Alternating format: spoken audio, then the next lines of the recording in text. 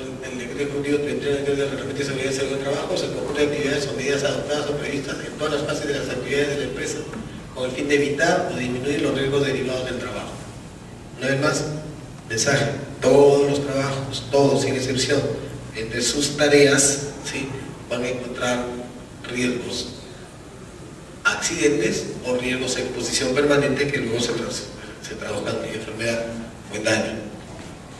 Hay que evitar los riesgos, evitar los riesgos evitables, combatir el riesgo de su origen, adaptar el trabajo al individuo, método de trabajo y producción, elección de equipos, con visitas a evitar su agotamiento, etc., ¿no? Esto me tocó por suerte, y se lo digo, bueno, haciendo la salvedad que con quienes trabajo hoy, yo espero conseguir o llegar a ese nivel, pero con la empresa Unilever sí, nosotros teníamos la obligatoriedad. Miren, cada vez que se compraba un equipo o cada vez que se hacía alguna modificación dentro de la compañía, había necesidad de la firma y la autorización del médico de salud ocupacional, del ingeniero de seguridad ocupacional, ¿sí?, y del ingeniero que esté encargado del tema de calidad. O sea, no se compraba un equipo, ¿sí?, y no se hacía ninguna transformación en infraestructura o qué sé yo, si no llevaba la firma de los tres. El respeto por un sistema, porque había la seguridad de un sistema de gestión, ¿sí?, de ese tipo, obviamente redunda finalmente en todos, ¿no?, para la mejoría de la compañía. Entonces nosotros teníamos que ver si es que la mesa era adecuada, si es que la mesa podía o no podía a lo mejor modificar su tamaño o su altura hacia el piso, dependiendo del trabajador en el turno en el que esté. Había que ver si tenía hace buenos años, la silla tenga las 5 patas, si estas patas tenían o no garruchas, si eran giratorias o no, dependiendo de las tareas que tenga que hacer el trabajador en ese puesto de trabajo. Hasta llegamos en un momento en una línea, recuerdo una línea para jabones, ¿sí?, era una línea que no tenía la forma de adaptar la altura, y nosotros no lo firmamos, y finalmente no se hizo la adquisición. Se tuvo que buscar el tema que priorizar la seguridad y la salud antes de hacer la compra, y no recuerdo si era de origen belga, pero era de origen europeo, y era realmente la altura era mucha, y no lo firmamos y no se compró. Accidente de trabajo, todo suceso anormal no requerido ni deseado, que se presenta de forma brusca e inesperada, aunque normalmente es evitable. Interrumpe la continuidad del trabajo y puede causar lesiones al trabajador, además de pérdidas económicas y materiales. Esto es importante. En el tema de accidentes siempre hay que tener claro, ¿no?, el daño, porque siempre hay daño, el daño es inmediato, ¿no? O sea, yo me resbalo, ¿sí?, y hasta que no caigo al piso y me golpeo y me hago el daño, obviamente no es accidente, ¿no? Y esto también lo vamos a encontrar nosotros en la ley, no está como accidente de trabajo, pero lo vamos a encontrar como el tema de accidente ocupacional. También lo encontramos como seguridad ocupacional, dentro de lo que es seguridad ocupacional, porque hacemos la diferencia en la lengua en inglés tenemos la diferencia, ¿no?, el safety y el security, ¿no? Entonces, esto es relacionado a accidente de trabajo, que es el safety, y es importante tener el tema claro, que si es que no hubo daño, entonces no hablamos de accidente, sino de el estado previo, que es el incidente, ¿no? No llegó a haber daño ni lesión. No obstante, los establecidos dispositivos positivos no tendrán en consideración un accidente de trabajo. Aquellos producidos por una fuerza ajena al trabajo, cuya naturaleza no guarda relación con el trabajo que se esté efectuando. Eso es ya para los temas de ley en nuestro país, ¿no? De alguna forma hecho algún cambio.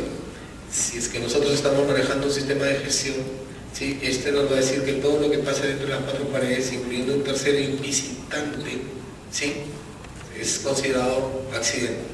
Está dentro de los accidentes ocupacionales. Por eso que hacemos la diferencia con accidente de trabajo, ¿no? Los que sean debidos a la imprudencia y la negligencia del trabajador accidentado, también. el tema de responsabilidad legal es una cosa y el tema del accidente es otro. O sea, si nosotros hablamos dentro de los sistemas de gestión internacional, vamos a hablar de accidentes ocupacionales, accidentes de trabajo. Entonces, accidentes ocupacionales, así sea responsabilidad del trabajador, negligencia del trabajador, es un accidente, porque esa negligencia se ocurre porque algún procedimiento administrativo no está trabajando. Si es un trabajador que ha sido detectado con una actitud a lo mejor de conflicto, a lo mejor de que no se acostumbra al nuevo puesto de trabajo, qué sé yo, entonces sabemos que potencialmente va a ser una persona que se va a accidentar. Entonces, y sobre todo si está en un puesto de trabajo en el que podría pasar esto. Es importante por eso detectarlo, y aquí va una vez más el trabajo, ¿sí?, multidisciplinario, la necesidad que el psicólogo nosotros hemos tenido la suerte de proponerlo y tener ya un psicólogo de forma permanente, un psicólogo ocupacional, trabajando con él ya hoy de la mano. Ya las cosas ya empiezan a verse desde una óptica mucho más ligada al problema. Y eso sí es cierto, la responsabilidad sí es otra cosa, ¿no? Y nos ha pasado también con un trabajador en Molinos, ¿no? Un trabajador en el que la investigación del accidente la hizo salud, y en algún momento el supervisor, la persona que estaba dedicada a este tema, no le prestó atención a este informe, y de pronto el trabajador tuvo semanas, meses y hasta años manejando toda la organización de una base de toda la organización de la compañía, y en algún momento el problema llegó a tanto que él decidía qué horarios tomar, qué horarios faltar, y decidía qué trabajadores podían estar, y hasta empezó a decir quiénes no debían estar. Entonces recién nos hicieron saber a la Gerencia de Seguridad y Salud, y fuimos a revisar un poco, a revisar el tema, y nos dimos con la sorpresa de que había esta investigación, y esta investigación concluía pues que había sido responsabilidad de él, ¿no? Él, a pesar de conocer absolutamente todo lo que eran las normas de seguridad en la compañía, él había olvidado algún puesto de trabajo, y después de haberse vestido fue corriendo con zapatos no adecuados, y al regreso resbaló, cayó y se fracturó. Salió de su fractura y bueno, y empezó a soltar las cosas que le contaba. Entonces la responsabilidad legal en este caso obviamente no era la compañía, es de él, ¿sí?, pero responsabilidad legal. Y si hablamos dentro del marco legal de nuestro país, entonces se consideraría como que no es un accidente de trabajo. Sin embargo, dentro de los sistemas de gestión, en el tema de accidentes ocupacionales sí es considerado como tal. Y en el más suma inclusive hasta terceros, ¿no? O terceros y visitantes. La imprudencia motivada por la costumbre y que deriva del exceso de confianza en el ejercicio de la actividad. Aquellos que producen de salvamiento, auxilio, siempre y cuando estén relacionados al trabajo. Aquellas enfermedades que, pese a no estar incluidas en la lista de EPS, sean manifestantemente causadas por actividad laboral. Aquellas enfermedades padecidas anteriormente por el trabajador y que sean agravadas por la lesión que constituye el accidente. Aquellas consecuencias del accidente que supongan un empeoramiento de una patología previamente padecida por el trabajador. Aquí nos paramos un segundito. Es bueno tener esto para saber que de acuerdo a ley, sí, no están considerados, pero aquí son las enfermedades padecidas anteriormente, o sea, las enfermedades preexistentes, ¿no? Eso es lo que nosotros le llamamos enfermedades relacionadas al trabajo. Nosotros hemos estado hablando ya de enfermedades ocupacionales, ¿no? Un poco más atrás hemos visto enfermedades profesionales, y hoy ya les hablo de enfermedades relacionadas al trabajo. Entonces tenemos que hacer la diferencia de estos tres, ¿no? Enfermedad ocupacional, enfermedad profesional y enfermedad relacionada al trabajo. Las enfermedades relacionadas al trabajo son las enfermedades preexistentes que no tienen que ver absolutamente con el tema ocupacional, pero que el aviso o a través de la evaluación de ingreso o la evaluación periódica, el encontrar información que nos diga que tiene ese padecimiento, hay que tener mucho cuidado si tiene alguna relación con el puesto de trabajo. Si es que la tuviese, entonces la ley también de alguna forma nos da penalidad. Si es que no nos da la penalidad, obviamente como un accidente de trabajo, si no nos da como la responsabilidad. Por ejemplo, el trabajador cuando ingresa dice que es perfecto, que nunca toma, que nunca fuma, que no ha hecho nada, que ha sido el primero de la clase, etcétera, etcétera, etcétera. Obviamente es información que recogemos y nos las da él y nosotros tenemos que creerle y tenemos que escribirlo y tenemos que finalmente pedirle, tal cual han visto a lo mejor alguno de ustedes ya la ficha médica, ¿sí? El firme y con eso voy digital, pues es la información que nos dio. Pero ya cuando ya viene el examen periódico al año, ya un poco más adaptado y a lo mejor con un poco menos de temor que cuando recién ingresa, entonces la evaluación médica ya se encuentra de que él tiene antecedente de un problema asmático, algo que no nos dijo. Entonces, desde el momento que nosotros ya tenemos conocimiento de que tiene ese problema de asma, ¿sí? Nosotros ya tenemos algún tipo de responsabilidad.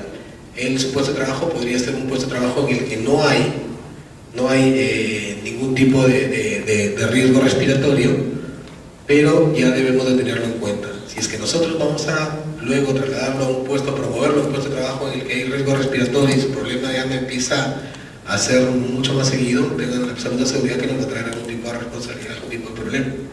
Porque nosotros ya estamos encontrando, o perdón, ya tenemos evidencia de que tenemos información de ese tipo. Entonces esta se llama enfermedad relacionada al trabajo. El nombre como que no lleva mucha relación, pero eso es lo que es enfermedad relacionada al trabajo. Tenemos ahora justo un caso del que me hicieron saber ayer, antes de venir para acá, en la mañana. Sí, en la mañana. Miren, el caso de una trabajadora que fue sancionada 4 veces o 5 veces en un año, enfermera, licenciada en enfermería. Ella había confundido jeringas, había hecho varias cosas por las que había sido sancionada, ¿no? En un momento fue sancionada, creo que me acuerdo la primera vez por 5 o 7 días, 5 o 6 veces, la segunda vez creo que como 20 y tantos días, y le han ido pasando de servicio en servicio dentro del hospital. Y esta trabajadora, por los problemas a repetición, ¿sí? Por los problemas a repetición, pareciera, yo eso no lo conozco, realmente esa información no la tengo porque es un abogado que me preguntaba por eso, ¿no? Le obligan, ¿sí?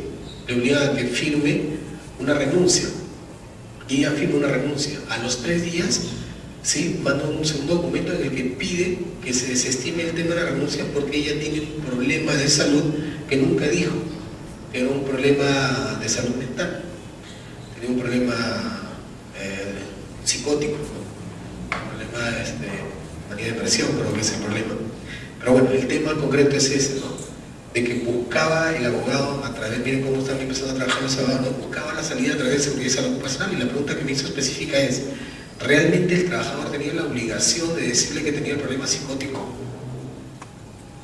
O sea, ella llega a firmar una renuncia y luego dice que ya no.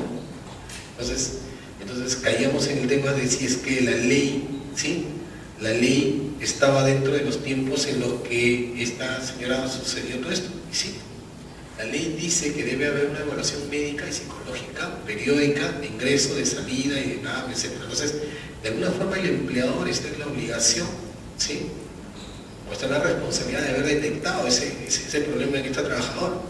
Y con seguridad el abogado va a meter por el tema por ahí, ¿no? O sea, el tema de la renuncia y todo eso va a ser, porque ahí la salida tendría que ser, si el que tiene este problema va a tener que ir a un comité para que se declare la incapacidad permanente y obviamente tener todo lo que de acuerdo a sus derechos de ley, así que es completamente distinta cuando renuncia, ¿no? Cuando renuncia ya perdiste todo. Entonces va por ahí, miren. Entonces, un poco me acordé de ese temita para que tengan datos en los que ahí es muy importante que nosotros tengamos bien claro cuáles son los derechos de este lado como trabajadores y cuáles son las obligaciones, sí, y también derechos que tenemos del lado del empleador. Entonces, importante. Entonces, enfermedades relacionadas al trabajo, todas esas enfermedades preexistentes que podemos detectarlas a través de las evaluaciones periódicas, ¿sí? O las enfermedades que nos pueden ellos anunciar. El trabajador viene y te trae un certificado y dice: ¿sabe qué, doctor? Tengo este problema a partir de hoy, ¿no? Problema de rodilla, ver si es que el puesto de trabajo se ajusta a ello. Entonces, todas estas cosas son de alguna forma detectables por el sector, en este caso el sector salud. Aquí viene a ser la gerencia regional de salud, la Geresa, a diferencia de la mayoría del país, que son DIRESAs, dentro del instrumento de supervisión. para cerrar el tema, y adelantamos un poquito en la ley, enfermedad ocupacional, todo lo que sea relacionado, o sea, se ha demostrado que sea una enfermedad por las tareas que se desarrollan en el puesto de trabajo. Y enfermedad profesional es la ocupacional, pero ¿cuál es la diferencia? Que se encuentra dentro de un marco de ley. Entonces, hay una norma para cada país, y nuestro país tiene la suya, en la que tiene especificadas cuáles son las enfermedades que son, bueno, sujetas de indemnización, por decirlo así. Esas son las enfermedades profesionales. Profesionales, las que están dentro del marco de ley; ocupacionales, todas las que tienen que ver con las tareas en el desarrollo de las actividades de su puesto de trabajo, y las relacionadas al trabajo, las que son preexistentes al puesto de trabajo en el que están. Es una patología de diversa índole producida por una exposición continuada a unas condiciones adversas de trabajo. También se encuadra enfermedades profesionales basadas en frecuencia o las enfermedades que son diagnosticadas a trabajadores que realizan determinadas actividades. En la práctica, dicho cuadro ha resultado ser demasiado rígido. Es mucho más pequeño, obviamente, ¿no? Por eso les decía, nosotros en la Universidad de San Marcos estamos haciendo ya el estudio para incluir dentro de enfermedades profesionales el problema de la meningitis en profesoras, si quieren profesores en general, profesoras, o sea, profesores de género femenino a nivel primario e inicial, ¿no? Esto ya existe, o sea, lo tiene Colombia, lo tiene Chile, lo tiene Cuba, lo tiene España, ¿sí? Y para que vean, o sea, cada país tiene su cuadro de enfermedades profesionales. Los otros países van un poco alineándose a lo que van a la cabeza, pero tiene necesariamente que ver la evidencia científica y la aprobación de que definitivamente hay relación causa-efecto para incluirla dentro de lo que son enfermedades profesionales, ¿no? Esta es la estructura, ¿no? Producida por agentes químicos de la piel, por inhalación, infecciones de parásitos, inducido por agentes físicos, enfermedades sistémicas, carcinomas. Designación específica: psicosis, muy ligada a todo lo que es minería.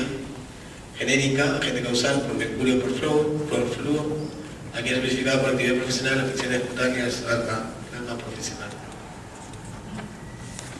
Técnicas generales de prevención: hay en seguridad, hay higiene, medicina de trabajo, ergonomía, psicosocial, una vez más, las disciplinas, ¿sí?, que en su conjunto hacen la salud ocupacional.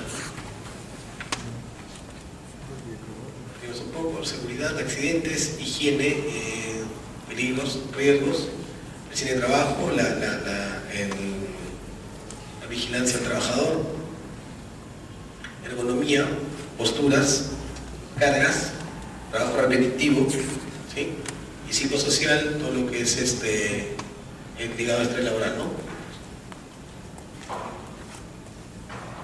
Técnicas analíticas, estudios medioambientales, evaluación de riesgos, análisis estadístico de la siniestralidad, investigación de daños, estudios biológicos, análisis de tareas, todo lo que hemos trabajado antes de, luego lo vamos a seguir trabajando después de. ¿A qué me refiero? Para elaborar mi investigación de peligros y evaluación de riesgos, yo trabajo con toda la información que tengo de base. No hay obligación de hacer un estudio muy científico de cada una de esas cosas, pero sí después de, ¿no? Después de ya necesito hacer prevención. Entonces, para ello hay necesidad de saber si es que, y como nos ha pasado, si es que en algunos puestos de trabajo encontramos cambios en el medio ambiente. Hay lugares donde hemos tenido 60 o 50 decibeles y hemos tenido 2 o 3 cambios dentro de esa línea, por decir, en cuanto a maquinaria se refiere. Y esto lo vemos mucho en las envasadoras, ¿no? Envasadoras que se deterioran dentro del año 1 o 2 veces, hay necesariamente que volver a hacer medición de ruido, porque es probable que el ruido haya aumentado. Es probable. O como en otros lugares nos ha pasado, ¿no? En un lugar en el que hemos tenido riesgo de ruido por las máquinas y hemos implementado ahí el uso de EPP, y el trabajo mismo es doctor. Estamos usando EPPs, pero ya esa máquina la cambiaron. Esta de aquí ni ruido hace. Miren, entonces hemos tenido que ir y ver y hacer la medición, y es cierto, ¿no? Entonces ya no hay necesidad de usar EPP. A todos nos cuesta el uso de EPPs, y ahora que llegaba me acordaba, en anatomía nosotros en el segundo año aquí en medicina utilizamos los guantes al inicio. Nos los poníamos cuando veíamos que el profe venía, ¿no? Profesor de práctica, pero después nos los sacábamos porque nos sentíamos con algo de torpeza a la hora de manipular el bisturí o manipular las pinzas. todo el uso de PP nos cuesta acostumbrarnos. Si hay necesidad, perdón, si no hay necesidad de usarlo, tampoco no debería estar. Entonces, es importante esto, ¿no? Análisis de tareas, en un sistema mucho más grande, hay necesidad de tener un equipo que esté haciendo permanentemente los estudios económicos y el análisis de cada una de las tareas de cada puesto de trabajo. Esto ya lo vamos a ver luego, que es el estudio de diseño y construcción, es ligado a la ergonomía. Reconocimiento de médicos preventivos, como les decía, hay necesidad de encontrar estadios prepatogénicos, es la importancia, es fundamental, ¿no? O sea, antes de que haga enfermedad, para eso se hacen estas evaluaciones.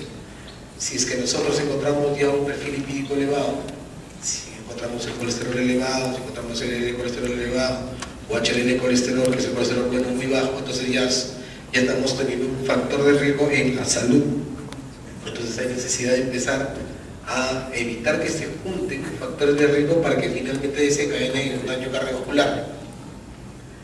Entonces exactamente lo mismo es en salud ocupacional. Si nosotros ya empezamos a encontrar algún cambio en la placa, la radiografía de tórax, si empezamos a encontrar algún cambio en la espirometría, entonces, y seguimos con un trabajador inmerso en un puesto de riesgo que desarrolla tareas que lo involucran en la exposición a polvo, entonces tenemos la probabilidad de hacer daño.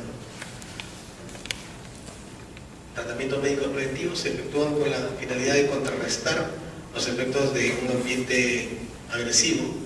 Selección de profesional, donde se busca la óptima adecuación del trabajador a su puesto. A esto es la idea de llegar, y en la segunda reunión, un ratito más que vamos a ver en ergonomía, a eso se está llegando en algunos puestos de trabajo, ¿no?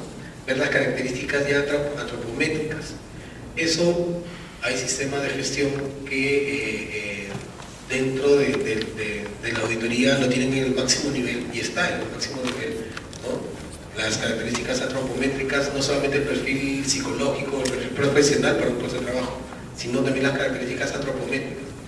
¿Por qué? Porque desgraciadamente va a ser improbable que un gestor, que un dueño, que un empresario venda una máquina que le ha costado, qué sé yo, $2,5 millones, ¿sí?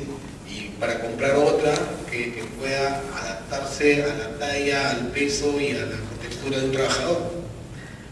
En cambio, a la inversa es más probable, ¿no? O sea, si tengo un lugar, como que me ha sucedido en algún puesto de trabajo, en el que hay, es un lugar confinado, me acuerdo que la consulta fue porque cuando pidieron un puesto de trabajo en el que pues, no debía estar una persona que sea mayor a 1,65 m, y el trabajador medía 1,78 m, entonces tenía problemas permanentes de cervicalgia y de dorsalgia, ¿no? Porque entraba medio agachado, ¿eh? Entonces, hay puestos en los que hay necesidad, los puestos van a tener que llegar a la necesidad de diseñar las características, ¿sí? Antropométricas de cada una de esas personas, ¿no? Educación sanitaria, como ya se persigue la atención por parte del trabajador de hábitos higiénicos mediante la difusión de dichos hábitos en charlas, folletos. Esto se hace y se comprueba a través de los grupos homogéneos, ¿no? O sea, y eso es fundamental. Les decía, el 90% de salud ocupacional tiene que ser preventivo promocional. Entonces, hacer actividades preventivas significa, detectado un problema, debo rotarlo. Detectado un problema, debo evitar de que siga la exposición al riesgo. Y exposición al riesgo es considerar si está el tiempo y a la dosis. Si es que yo ya evito el tiempo, o sea, si en lugar de estar 8 horas, está 4 horas o 2 horas, yo ya evito el riesgo. Si en lugar de tener 80 decibeles está a 60 o 40 decibeles, yo ya evito el riesgo. Entonces, si el 90% es prevención promoción, el 90% va a ello, ¿no? Buscar cómo prevengo y promociono. ¿Cómo promociono? Obviamente trabajando en lo que nosotros le llamamos los grupos homogéneos. Los grupos homogéneos es, entre toda la organización, hago mi club, ¿no? Mi club de factor respiratorio, independientemente de que sea por polvo o por químico, pero tienen el mismo riesgo que respiratorio. Hago mi grupo de protección de la voz, ¿no? Independientemente de qué puesto esté, entonces ya tengo mi grupo. Hago mi grupo de riesgo auditivo, entonces hago el grupo. Con este grupo hay que trabajar. La realidad dice que es mucho más efectivo cuando voy cambiando de dinámica y voy cambiando de personas. Nos ha tocado trabajar en alguna organización por 2 o 3 o 4 años y la diferencia era abismal, porque nosotros éramos la única cara que veía, ¿sí? 3, 4, 5 veces al año, ¿no? Y que les hablábamos de lo mismo, y de lo mismo, y de lo mismo. Era completamente distinto cuando invitábamos a otras personas que llegaran y les hablaran de lo mismo, pero obviamente otra cara, otra dinámica, y la información era mucho más efectiva. ¿Ok? Esto es todo, creo, de la primera reunión. Sí. Muy bien. Si tienen ustedes alguna pregunta, aprovechando la amplia experiencia del doctor, por favor. Buenas tardes. Con respecto al registro de los resultados de los exámenes médicos, yo estoy haciendo prácticas en una empresa industrial y ellos han hecho los exámenes médicos de sus trabajadores y tienen el registro de estos. En primer lugar, tienen todo el resultado de los exámenes por parte de la clínica de salud ocupacional y los tienen ahí prácticamente expuestos, porque yo llegué y desde el primer día tuve acceso a ellos, ¿no? Entonces mi pregunta va, porque yo tenía entendido que solo la empresa tenía acceso a la hoja que decía si era apto o no era apto dando buen trabajo. Entonces mi pregunta es, ¿cómo se debería hacer el archivamiento de los resultados, ¿no? Y sobre quién recae la responsabilidad?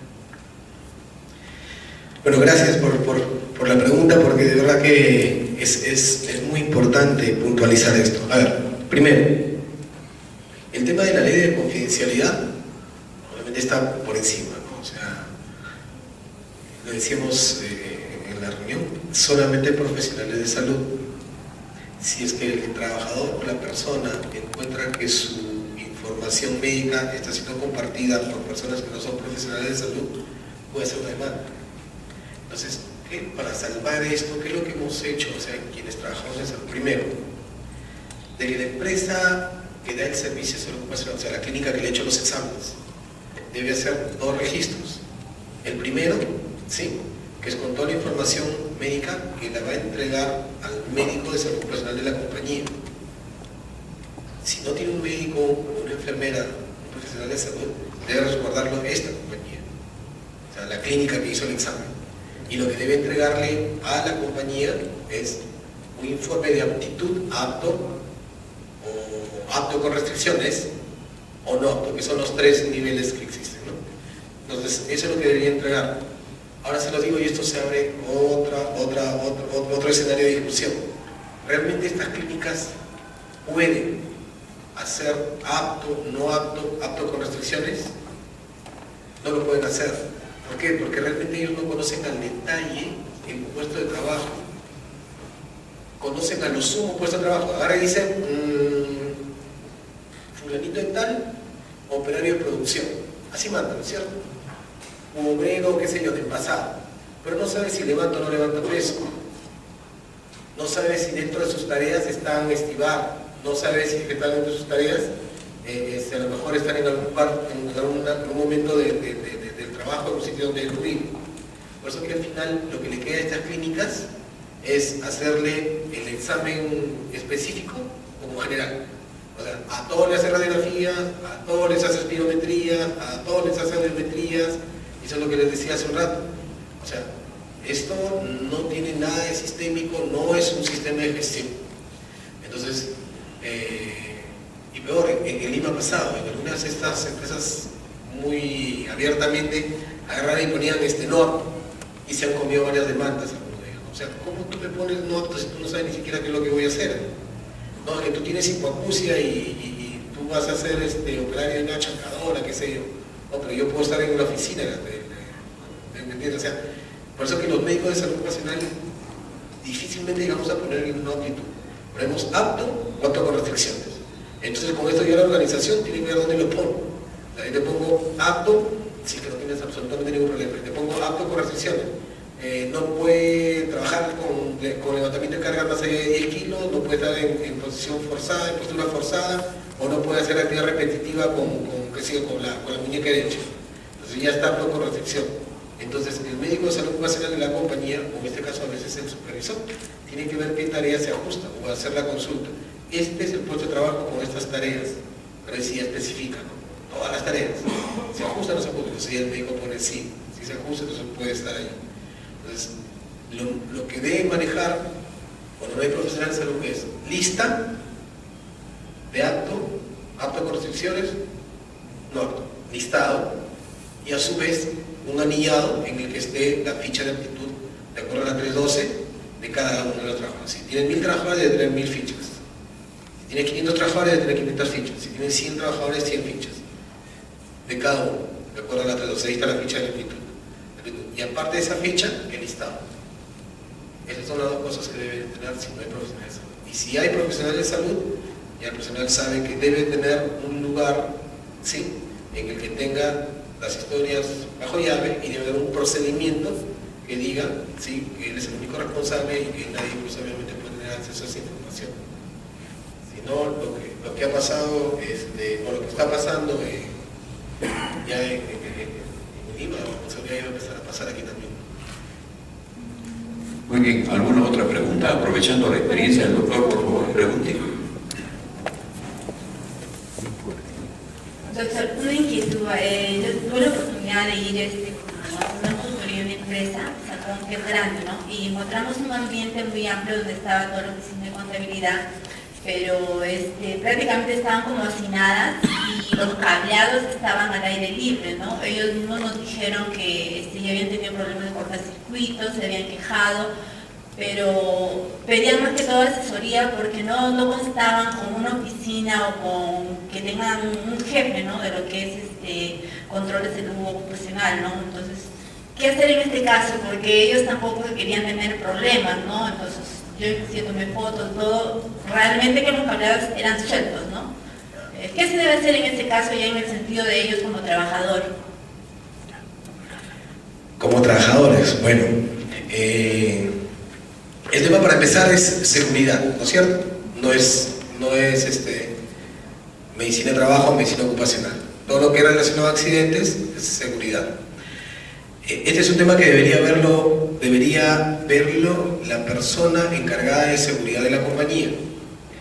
Digo la persona encargada porque realmente en la práctica son pocas las compañías que tienen un ingeniero de seguridad, que existe, ¿no? Ingeniero de seguridad ocupacional, de seguridad industrial en general, que también hace el tema de seguridad ocupacional. Sin embargo, hay muchos ingenieros que están haciendo la maestría, están haciendo la capacidad de seguridad y son quienes. Finalmente, una vez más, si es que no hay a través de una forma documentada la delegación de responsabilidad, el dueño, ¿sí?, el gerente general, es el responsable de cualquier accidente. Ahora, aquí se está avisando antes de, en este caso, los trabajadores. Los trabajadores tienen un escenario en el que deben hacer llegar estos temas, de acuerdo a ley, que es el Comité de Seguridad y Salud Ocupacional. ¿La empresa tiene más de 20 trabajadores? Está en la obligación de tener su Comité de Seguridad y Salud. Entonces, este Comité de Seguridad y Salud es un comité paritario, o sea, representante de los trabajadores y representante del empleador, en el mismo número de personas, 2 de acá, 2 de acá, 5 de acá, 5 de acá, 6 de acá, 6 de acá. Es el comité paritario, es el Comité de Seguridad y Salud Ocupacional. Ese es el escenario al que debe hacer llegar el trabajador, si estamos organizados en sindicato, ¿no? El sindicato debe hacer llegar a su representante dentro del Comité de Seguridad y Salud Ocupacional. Está todavía incidente, ¿no? Porque todavía no iba a ser accidente, pero definitivamente es un acto subestándar, es algo que con seguridad no puede originar algún problema en algún momento, ¿no? Y se está avisando antes de. La responsabilidad definitivamente es del gerente, del dueño, y si es que él delegó a alguien el tema de seguridad, es de esta persona. Ese alguien, el que dice, ¿sabe qué? Hay que comprar esto por escrito, a quien toma la decisión, ya de ahí ya su responsabilidad de alguna forma sale. Si es que no, la responsabilidad de esa persona. Muy bien, por favor, ¿alguna otra pregunta? Sí, por favor. Con toda confianza relacionado con el tema. Doctor, una consulta. Una empresa grande trabaja con contratistas y subcontratistas. En relación a los exámenes médicos, ¿también tiene que custodiar o solamente tener el certificado que han pasado sus exámenes médicos? Sí, nosotros trabajamos para también una empresa grande que es Alicon. Nosotros tenemos muchos grupos de terceros, contratistas, subcontratistas, y obviamente está dentro de los parámetros, ¿no? O sea, nadie trabaja con nosotros si es que no trae, sí, su certificación de haber pasado la evaluación de salud ocupacional, ¿no? En este caso, con el registro de aptitud, no aptitud, o a veces algunos lo que hacen es darnos la hoja de aptitud, no aptitud, ¿no? Perdón, de aptitud, porque si no aptitud no va a trabajar ahí. Y obviamente a ello tenemos que adicionar de acuerdo al tipo de trabajo. Por ejemplo, nosotros tenemos mucho trabajo en altura, entonces también hay una hoja de aptitud para trabajo en altura, o sea, una que es la de salud ocupacional, pero hay otra para trabajo en altura.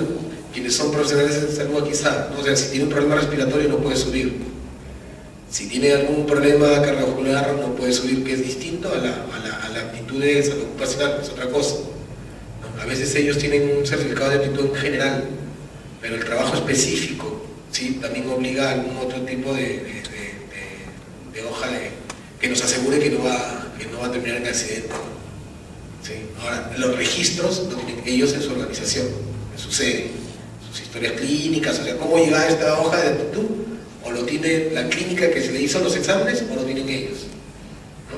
Pero a nosotros sí nos hacen llegar la hoja de aptitud, de salud ocupacional, ¿no? Y bueno, tenemos el tema de salud, de acuerdo a al trabajo que nos tengan que hacer, ¿no? De medio ambiente o de calidad también.